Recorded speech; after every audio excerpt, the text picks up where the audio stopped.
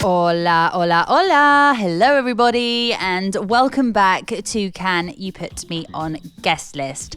I'm Katie Knight, and I am very, very excited to share this next conversation with you all with probably one of my favourite people to interview.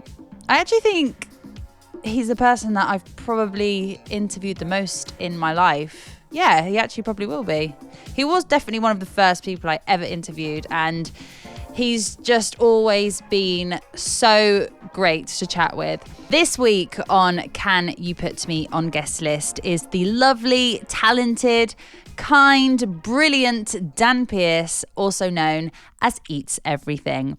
This podcast is full of so many great stories from Dan's career. I had a smile on my face throughout the whole chat and had such a good laugh.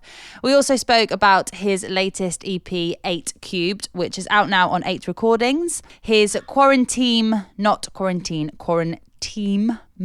series, which was such a great idea. I loved it. And we ended with a good old round of quickfire questions. So if you do enjoy this show, you can subscribe to the podcast for more, and please share with your friends. I'm sure whoever you send this to will love you forever, because it's going to put a massive smile on their face. Thank you so much for listening. This is Can You Put Me on Guest List with Eats Everything. I'm going to try and keep the conversation like as fun and not as doom and gloom and talking about all the shit. Yeah, there's no point speaking about it. Yeah, there's no point speaking about it. We've had our little chat now, but it's just the thing is, I don't know about you. Like even now, I can't even watch the TV anymore. I'm just over it.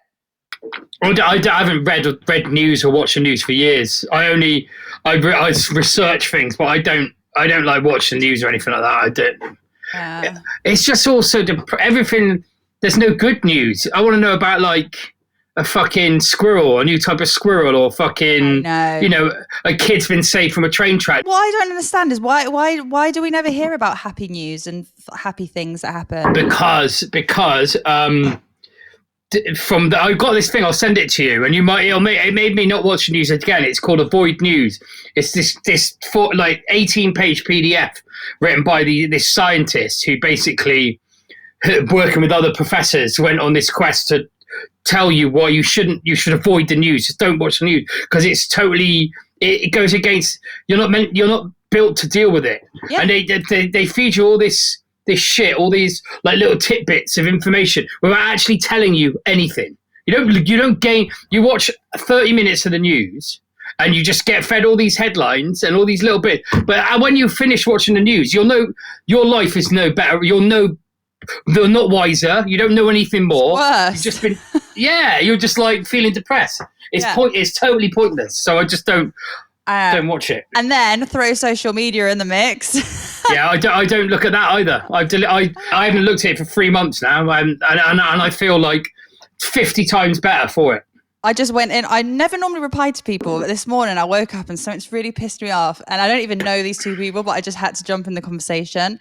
It was and there's a Facebook group called Ibiza Winter Residents. Yeah. Which has got like over 30,000 people, I think, in it. It's really, really popular. It's a very active group. And this elderly woman had spoken about this new project that she'd started. It was some kind of like beauty line. And she was only sharing it. And there was like 3 or 4 people that just went absolutely in on her and was like really dissing this woman, the product. Why? For just absolutely no reason. And they were basically just taking the piss out of her. And I was just like, really? Like, seriously? With everything that's going on, you have to do that. And it's just like a poor woman that just put her thing out there. And she was like, I'm so sorry. I didn't want to offend anyone. It's terrible, isn't it? Come on, guys. What is wrong with everyone? I know. It's so bad, isn't it? It's just the world is that it's just... Social media's fucked the world, basically. It has. It has fucked the world. It's made the world a different place than it was before it existed, and not for the better. I don't think. I thought when it first started, I never had it like Facebook and all that. I was like, no, I'm not interested in Twitter and everything. And it's only when I started becoming successful as a DJ that I realised I had to use it, and then I got right into it. But then I stopped Facebook about 5 years ago because I just thought bullshit. I still have my Eats Everything stuff, but I don't look it. I don't touch it. I've told them to delete my logins, so don't tell me. And don't tell me what my logins are. So I just can never go, oh, I'll just have a little look. Because I end up looking and just feeling depressed. Like, not depressed, but like, oh, this is shit. Or you know what I mean? an absolute waste of time. You end up looking at friends, cousins, friends' dog. You're like, why am I looking at this you're for an scrolling hour? through. Yeah, it's ridiculous. Going down the rabbit hole. I mean, obviously it has good things, because one thing I was actually going to mention to you on this chat was, for example, when you did Quaranteam, I mean, for things like that, it's brilliant. Like people together, and you've got all of these suggestions. Yeah, that was great. That was really good. That was amazing. That was such a great idea. Did you find it hard to like choose out of all of the suggestions? It's a fucking nightmare. It was it was right at the start of lockdown, and I was chatting to my manager Becky, and I was just like, what should we do? Like, we've got to do something different that no one else is going to do. Yeah. There's no point doing like live stream after live stream, because every fucker's going to be doing them. Let's try and do something different. I said, but what about if I do like some kind of mix where I don't pick the tunes, everyone else does? And they were like, fucking hell, that's a great idea. No, even I came up with a name, which is, normally I'm terrible with this kind of thing. Brilliant. But I came up with the idea and the name for the first time. And I mean, look, I came up with Eats Everything. I mean, that is fucking awful. Did you think of your own name? Yeah, fucking twat. And yeah, so it was just like, fuck it, let's do this. And then it went mad. It went crazy. It was like the most listened to mixes I've ever done. It was brilliant. I absolutely loved it. And I just loved how everyone could get involved as well. And it was good fun. Part of it, not just... Yeah, it's good fun, man. Here's a mix that you can listen to. Like, people listen, be like, that was my suggestion. Exactly. Yeah, that's the thing. That was the whole point of it. Yeah. Trying to, like, in my own way, because there's only certain things I can do or offer in this situation. And that was, like, the thing I could offer, like, we'll all make a mix together kind of thing, and I'll just be the one that DJs it.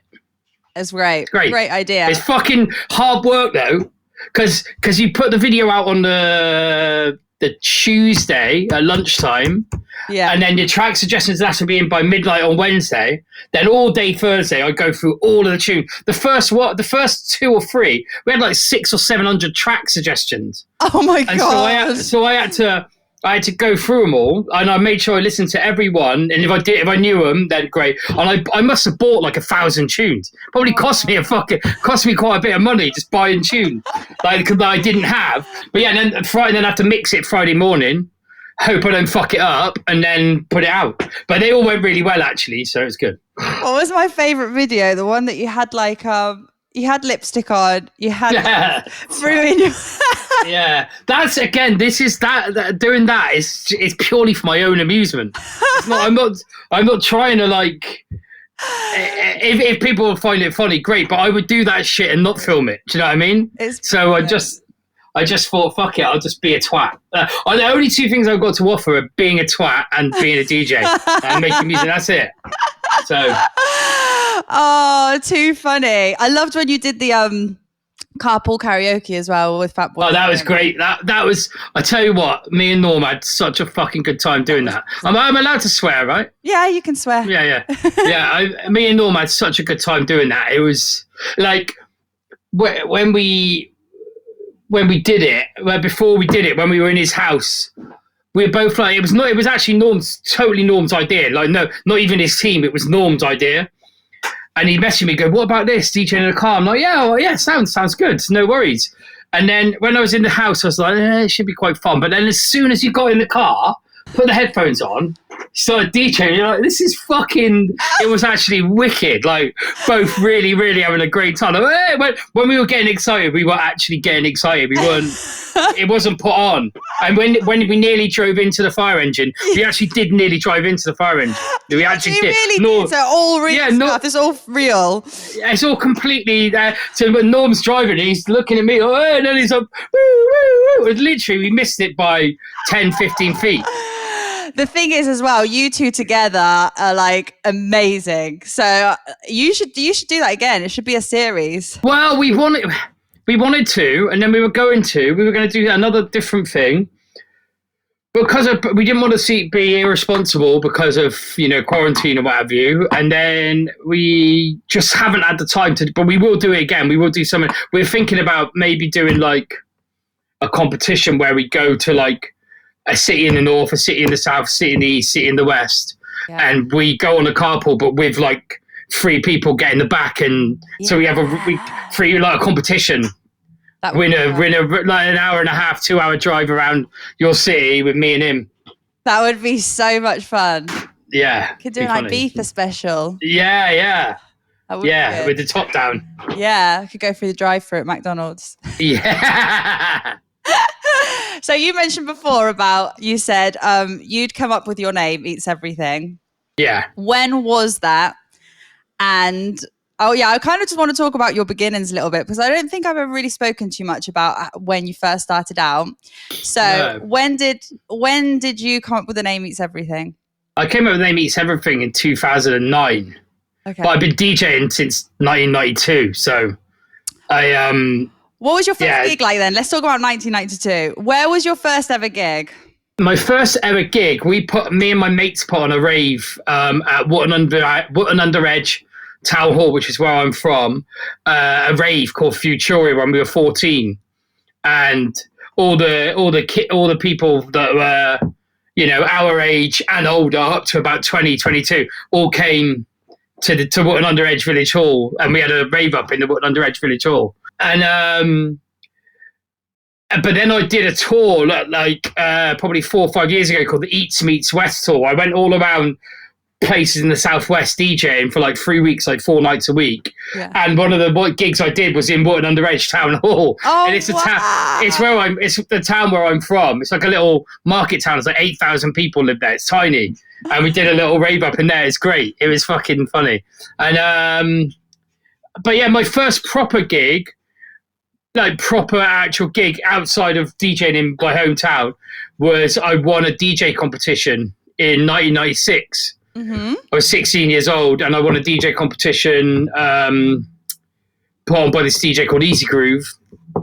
And then from that, you got to be a resident at his night at the club called Club Loco in Bristol. Uh-huh. And so that was my first actual gig. Was like when I was 16 in Club Loco in Bristol. And what were you doing at the time? Were you studying? Were you working?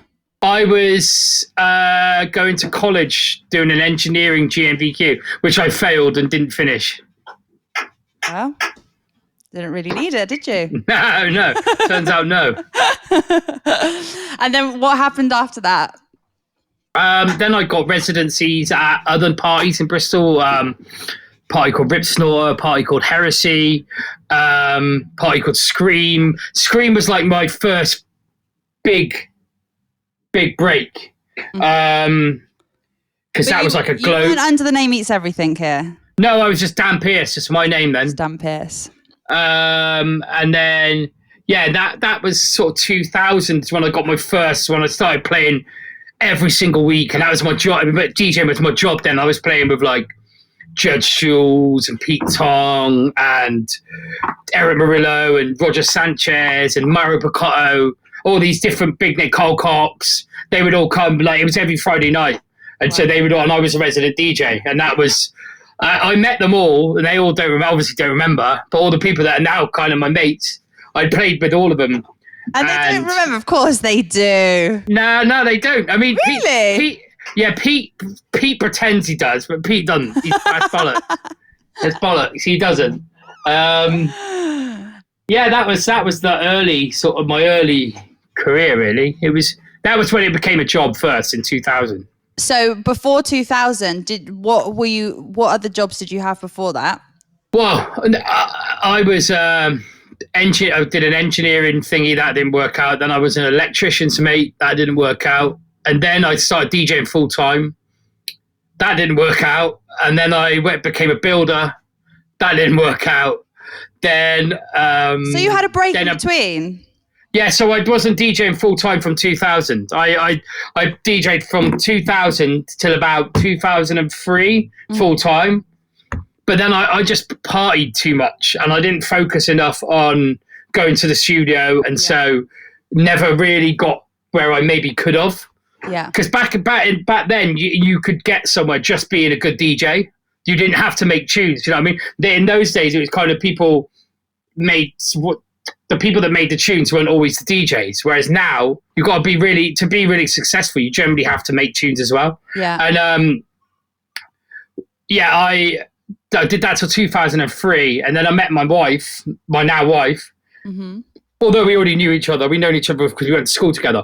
But we got together in 2003, I think, and she was like, "Look, I wasn't earning enough money. You got to stop getting on it all the time, and you got to get a fucking job." So then I went to work on a building site, and that was terrible. And then I did recruitment job after that for a few years. And were you when you were building and doing your recruitment job, were you DJing on a weekend or anything? Yeah, I've DJ'd every weekend of my life since I was 16, pretty much. Wow. But almost every weekend of my life, apart from since lockdown, obviously. Until COVID. This is the longest I've not DJ'd for. Although I've still done about 7 or 8 gigs in lockdown, socially distanced ones and stuff. But yeah, I was still DJing almost every single week in Bristol or whatever. So yeah, it's always been, it's the only thing I ever wanted to do. And it was the only thing I was ever really, I did recruitment for 5 years and I earned good money, but I fucking hated that. That was the worst period of my life. That was the only, because that was when I was getting good at making music and I was just starting to get ahead, but I had to be really serious in this stressful job. So I couldn't put enough, where I'd stop partying all the time and become a little bit more sensible. I was focusing on making music a lot more than just the odd dabble here and there. But I had this crazy serious job where loads of pressure. And so I was super stressed out all the time. So it's when I quit doing that that's when I really focused on music. And is that when the name Eats Everything came in? Yeah, not long after that. And I quit. Thankfully for me, the 2008 recession was what finished my recruitment career. It was like, recruitment just basically died then. Yeah. No, because it was, and so that was it. I was like, oh great, I got no job, so I can focus on music. And my wife was pretty sound, and she said, yeah, you give me. And then I started doing a bit of building work because I had to get some money, but I was focusing much more on music. And then I came up with the name Eats Everything about 2009 and changed the kind of stuff I was making. Yeah. And then, then in May 2010, my wife said, you've got 1 year. You can quit your job. I'll give you 1 year. And, you go full out, go all out and just see if you can make it. And if after that you don't, then it's just a hobby. You start DJing every weekend and you focus on getting a proper job and blah, blah, blah.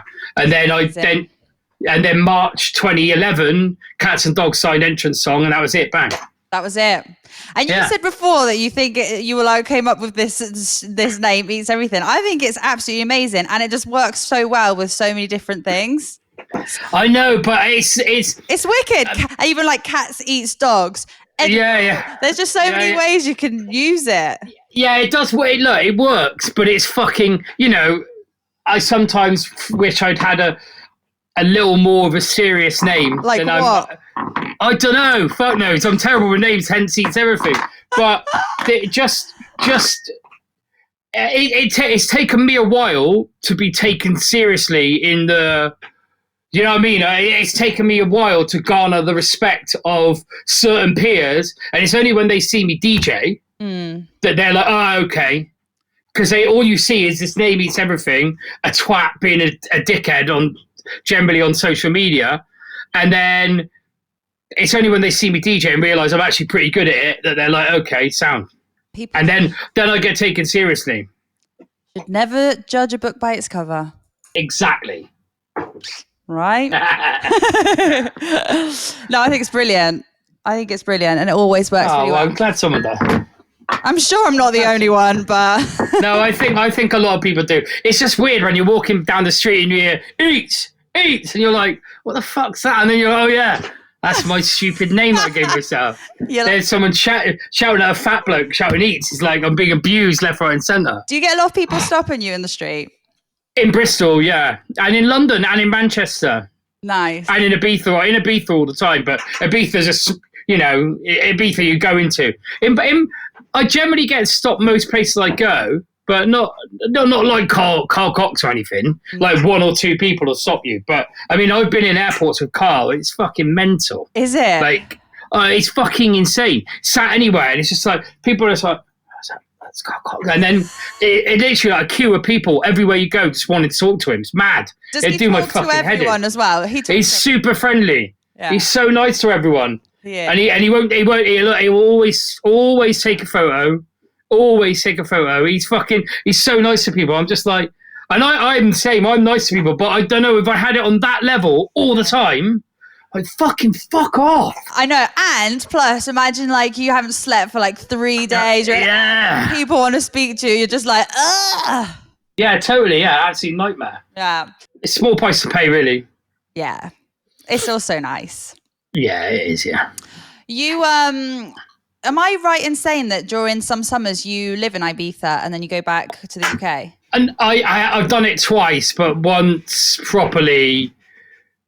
It's not for me, man. No, I love the place. Don't get me wrong. I got married there. It's it's a place that means it's really dear to my heart. But living there for me, just I don't know. It's just not for everyone. I think the winter, when it got to the winter, because I moved there in April and then I left in December, and those winter months for me it was like lockdown. Yeah. Driving around playing in Boston, it's fucking boarded up, and you're like, "What is this? Is fucking weird." Well, imagine what Ibiza in winter during COVID is actually really like. Yeah, it must have been a nightmare, man. Yeah, it is pretty crazy. What was your first time in Ibiza like on a holiday? The first time I came was in 1997, and we went to my friends were doing a season, and they were working at Manumission. And so I had to get dressed up in a fucking jester's outfit, I remember, to get in for free. Like, to get in with the workers, I had to pretend I was a worker, basically.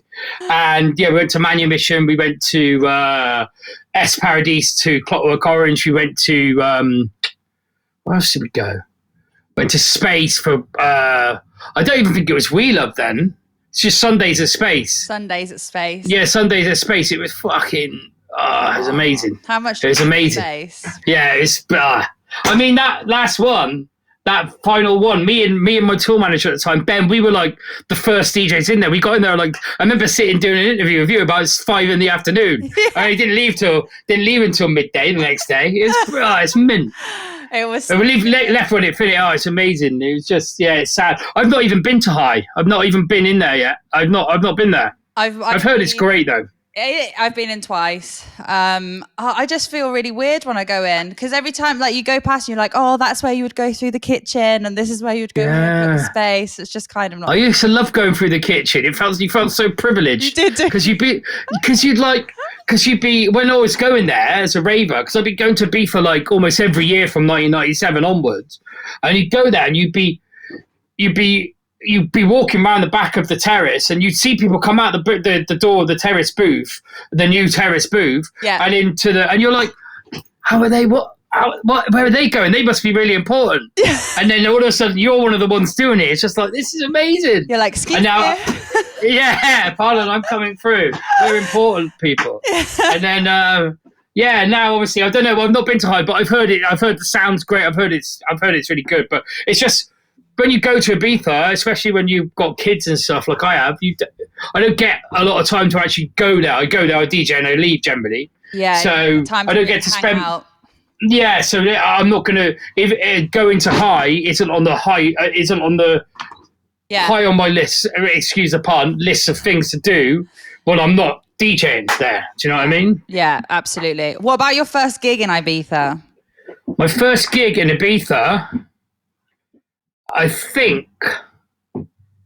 My first gig in Ibiza was closing this terrace for a Dirty Bird party at We Love on a Sunday night.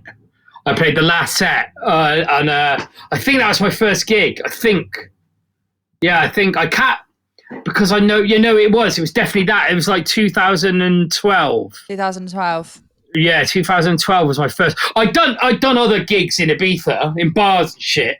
Yeah, this was like main. Yeah, I don't class those as gigs. This is my first. Yeah, that was it. It was first gig was closing Space Terrace. Yeah. But obviously the covered terrace, so it wasn't quite.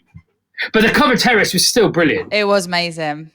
It was fucking great. It was. I remember walking in there the night I was playing, and it was. I can't remember who was playing, but I remember walking in. I came in through so you're coming in the booths to the front. So you come in from the main entrance, basically. Yeah. And you walk in, and the booth's like over there. Yeah. And so you could see this side of the DJ, the right hand side of the DJ. Yeah. And I remember walking in and thinking, "Fucking hell, I'm gonna be in there in a few hours." I got absolutely bollocks. I was like necking booze like it's going out of fashion just to calm my nerves. But by the time I got on, it was fine. It was brilliant. Do you still get nervous for gigs? I do if I'm in a foreign country where I don't know anyone and I don't know what kind of thing they're really into. Yeah.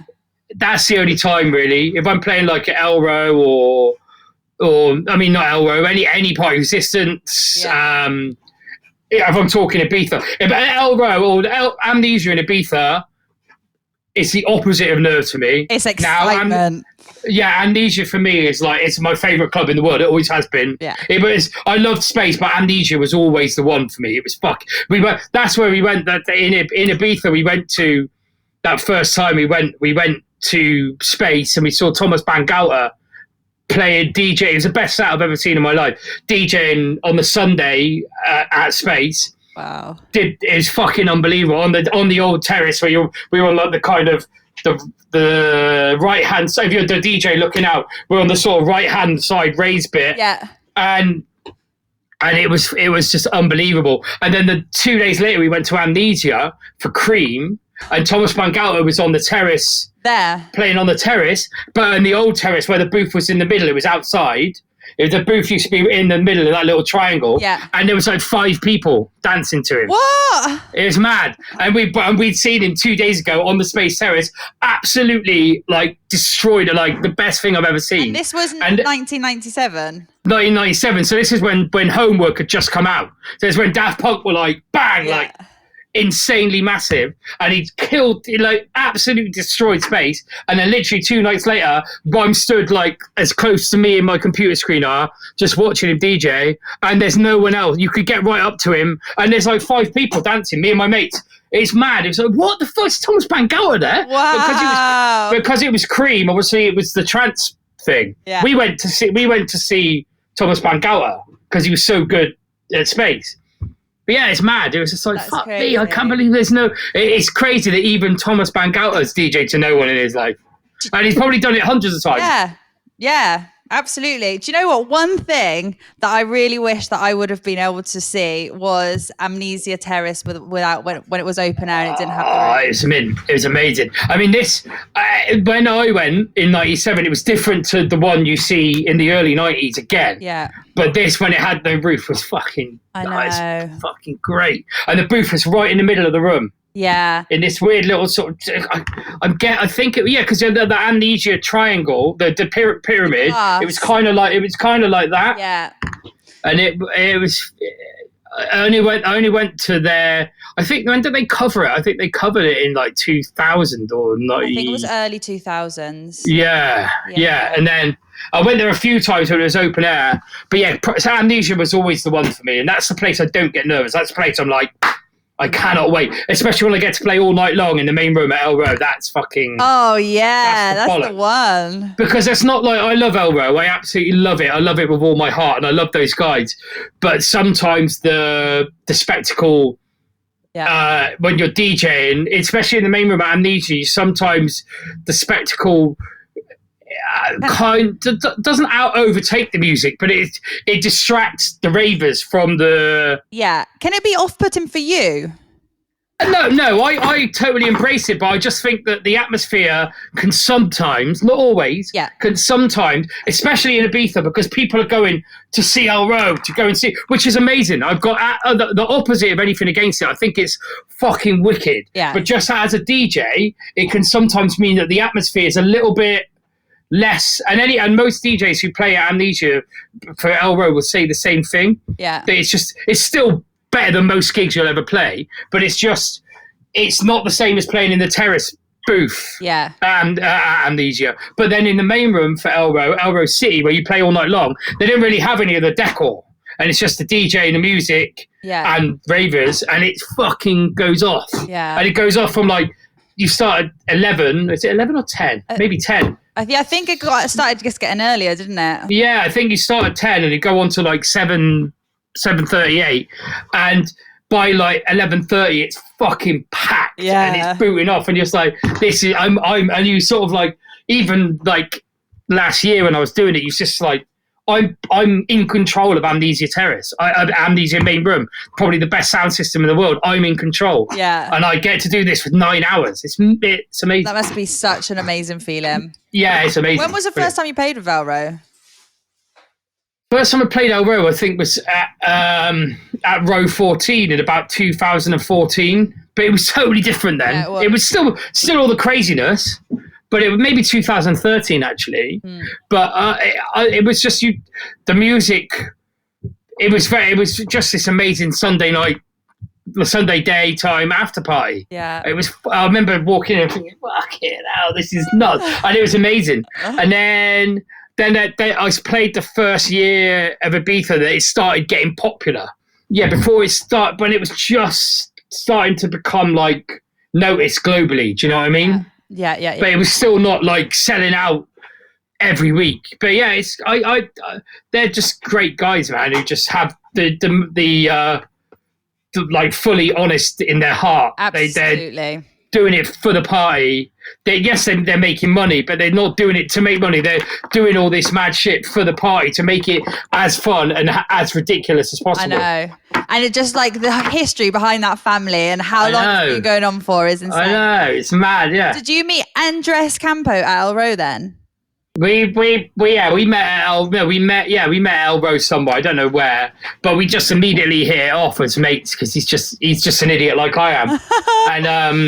And we have a very similar music taste, and we have a very similar DJ style. And we got thrown into playing a back-to-back one time. It was like, oh, you guys can play back-to-back. And we're like, oh, all right. And as soon as we started playing, it was like, oh, okay. Love at first sight.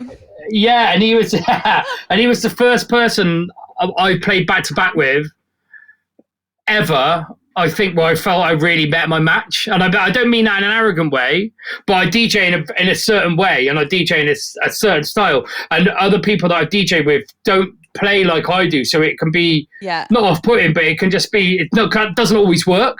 But with Andres, it's basically like me with 4 arms. It's the same. He does things and I'm about to do it and he's doing it, or he's going to do something, I'm just doing it. It's mad, like, because we do like the same kind of tricks and everything. I did. Yeah, it's great. I did read somewhere once that he was one of your favorite people to play back to back with. Oh, he's my favorite. He's my favorite to play back to back with. He's my favorite, and I'm his for sure. Him, Wojtek from Cats and Dogs, Dave Truncate as well. Yeah. He's wicked to play back to back with.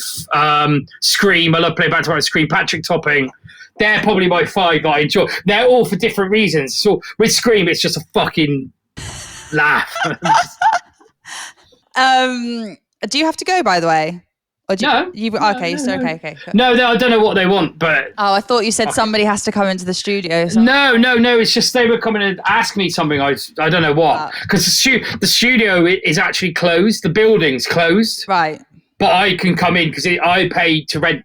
It's a rehearsal where I am. It's a rehearsal room. So loads of bands and stuff.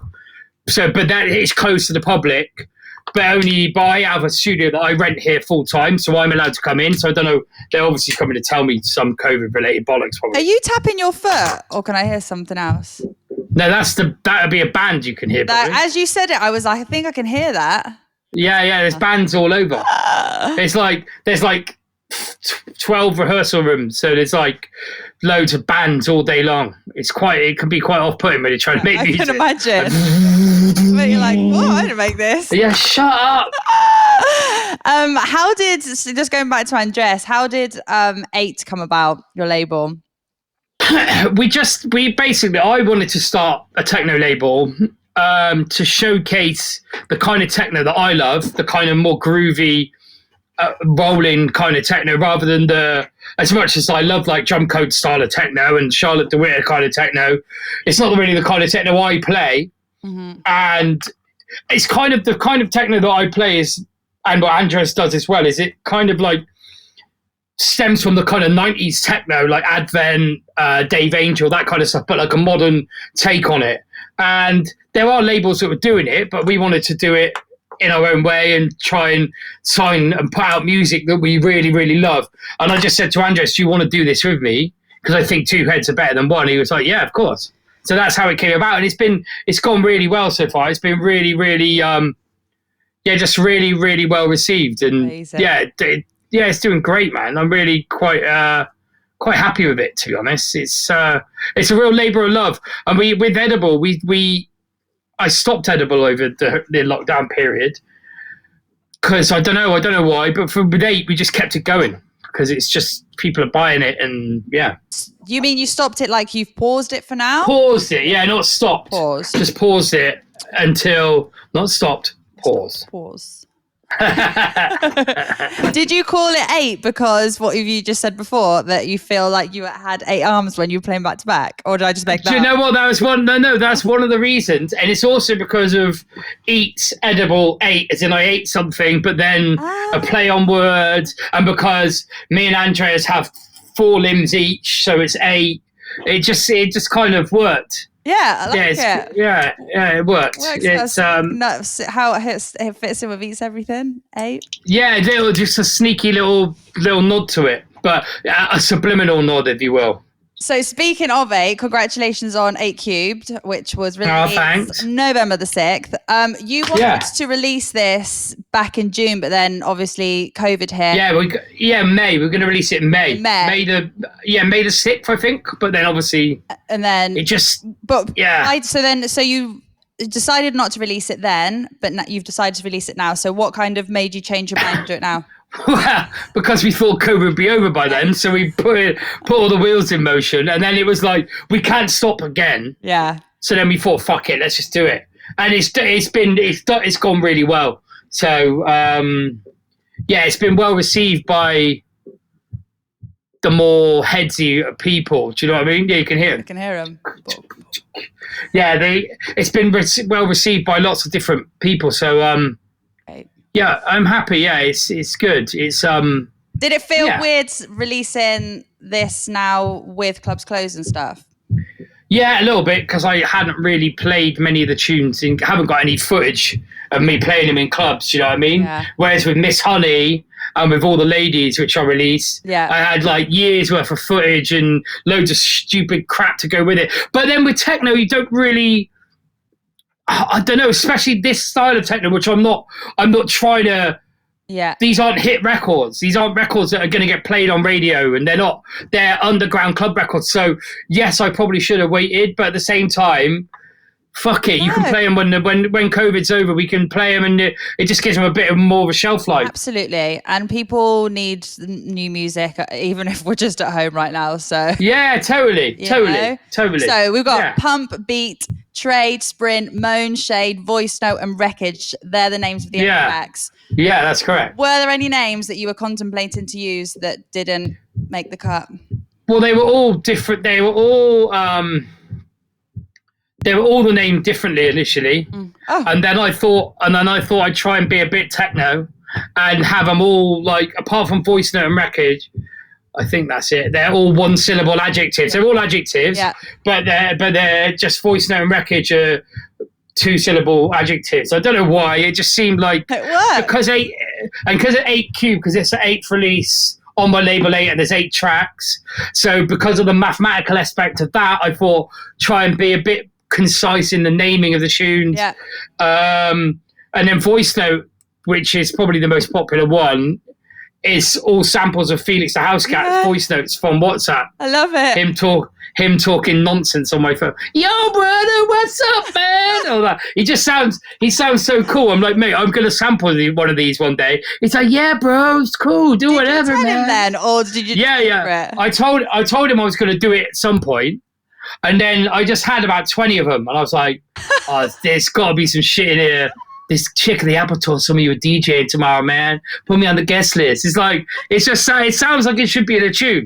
Everything he says sounds like it should be in a tune. Amazing. So it's like, fuck it, I'm going to sample him. And yeah, it's worked out really well. It sounds wicked and he loves it. So. Oh, no, it's amazing. It's such a good idea. How do you normally choose names for tracks?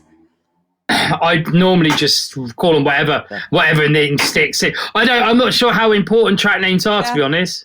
But then I think certain tunes, for example, Julio Bashmore, Battle for Middle U, which came out like years ago, I don't think it would have been as popular if it was called like Drumbeat. Do you know what I mean? Battle for Middle New. And the same for me with Entrance Song, to be honest. Yeah. I think if it wasn't called that, it might not have been as popular. Yeah. That was a perfect name, really, for that time. Yeah, exactly. It was. Yeah, it was. And brilliant. I knew it was going to be. I was like, when I made it, I was like, you knew that was going to be the one. But when I did it, I made it a year before, and I called it Entrance Song, and I made it a year before it came out, and I'd given it to a few labels, and they were like, no, we're not into it. And I was like, what? Really? This is mental. I can't believe you're not into this.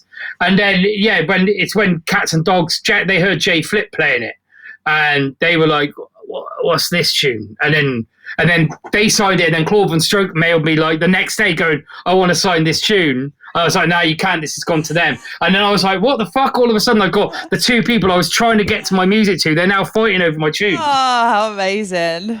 That's the best feeling ever. Yeah. Right, just to end this conversation, we're going to do a round of quick fire questions. Okay. I love these. Are you ready? Yeah, I'm ready. All right. Favorite hangover meal? McDonald's breakfast. Sausage and egg McMuffin. 2 of them. Do you know they don't do McMuffins in Ibiza? What? No, they used to. They don't do them anymore. They used to. What? That is fucking McDonald's travesty. Shit breakfast at McDonald's. Yeah, terrible. First place that you'd like to play once this is over? Amnesia. I thought you'd say that. The DJ with the best dance moves is? Me. Yes. I would have said probably not. That's a lie. That's a lie. I don't know. I'm just trying to think who else is good. Fuck me. This is not really quick fire. Go next one. All right, next one. Favorite studio snack? Crisps. Is it too early to put the Christmas tree up yet? A little bit, but maybe not because of COVID. Like, try and bring a bit of early Christmas cheer, a bit of positivity to the proceedings. Yeah, and get this year over and out. See ya. Yeah, get fucked. See you later. If you weren't a DJ, what would you be? Oh, dead. Strangest thing you've ever been given to at a gig? I get quite a lot of burgers. Do you? I've had like probably 7 or 8 burgers given to me. That's so funny. Yeah. Best fancy dress outfit you've ever worn? I went as I'm not big on fancy dress, to be honest. Probably Obelix from Asterix. But although I wasn't meaning to look like Obelix, but just my demeanour made me look like him. I'll get a picture for you. In fact, hang on. In fact, it was shared in a group just recently. Hang on. Wait. Wow. Know what I mean? That's amazing. When was that? I reckon 2010. 2010. Yeah. I look like a butch queen. Yeah. Your hair. I know. That's amazing. I'm not great at fancy dress either, to be honest. No, it's not. It's something that I love people doing, but I just can never be bothered. Yeah. But it is funny when you do. It is actually funny when you do. Yeah, it is. Favorite sandwich choice? Oh, sausage, egg, and bacon. I'm a breakfast. As you can probably tell, I'm a breakfast guy. For that's my my last meal is a full cooked English breakfast. If I was on death row, that's what it would be. What do you feel about having a full English breakfast for dinner? Yeah, it's an all day breakfast. Scam it. Okay. Morning, noon, night. Because some people are a little bit weird about that, but my mum used to do that too and be like, we're going to have a full English breakfast for like dinner. That's my dream. That's my dream dinner. But I wouldn't have chips with it in the morning, but I would have chips with it. Oh, I would consider having chips with it for the evening meal, but I wouldn't have chips with it for breakfast. Well, you would have hash browns for breakfast. Yeah. Dinner, right? This is serious stuff. This is really serious. We needed to know the answer to this. Yeah. This is, you have to think about this one. Okay, fine. Okay. Do you have a guest list rule? Do I have a guest list rule? Nah, just anyone wants to come. I'm more than merry. It's not my guest list, so I don't give a fuck. I'll put as many people on there as possible until they tell me to stop. Well, but it's a bit annoying when you get asked by people that you haven't spoken to for ages, who the only time they talk to you is when they want you to put them on the guest list. But I suppose having a tour manager sort of alleviates me having to talk to them, and then Gary can just say no or yeah. So. Yeah, exactly. You don't have to go through it. And that was it. That was my final question. Oh, that was great fun. Do you have anything that you would like to say to end? No, just stay safe, everyone. It's not long now. Yeah. Every day this happens, it's one day closer to it being over. Yeah. So stay safe, try and have a lovely time, and I'll see you soon. Have a lovely, lovely time, as Dan would That's say. Right. Listen, thank you so Thanks, much. my love. Thank you. It was great fun. It was a pleasure, as always, to chat with you. Oh, lovely. Thank you, my love. Mwah. See you soon. Bye. See you later. Bye. Bye. Bye. Bye. Bye. Bye.